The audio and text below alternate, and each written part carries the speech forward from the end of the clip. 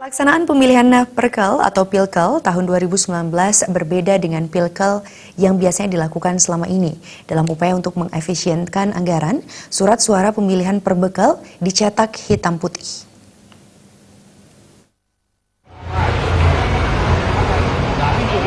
Sesuai dengan Perbub yang dikeluarkan, surat suara kali ini menggunakan desain foto dan tulisan berwarna hitam putih. Selain mengefisiensikan anggaran, desain hitam putih juga dianggap bentuk keseragaman semua pasangan calon nantinya. Bentuk dan model surat suara diatur berwarna putih, tulisan hitam, dan foto terbaru calon kades dengan mengenakan pakaian bebas rapi. Ukuran foto disesuaikan dengan jumlah calon kades yang berhak dipilih. Kepala Dinas Pemberdayaan Masyarakat Desa, Made Subur, membenarkan hal tersebut. Selama perhelatan Pilkel, desain surat suara hitam putih selalu digunakan. Bahkan saat ini, desain tersebut sudah memasuki tahap tender.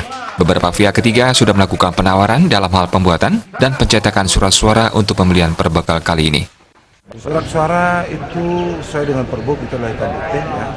Pertama, dasar pertimbangannya karena ini ada Permendagri juga 165 mengamanatkan foto hitam putih. Kenapa?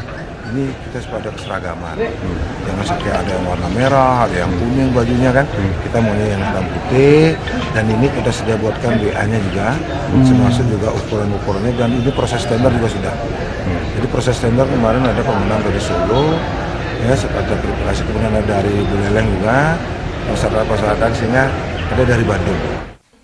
Kini tahapan pemilihan Perbekal di Buleleng sudah mencapai penetapan pasangan calon dan pengundian nomor urut. Rencananya pemilihan serentak akan dilaksanakan pada 31 Oktober 2019 mendatang. Komang Yuda, Bali TV.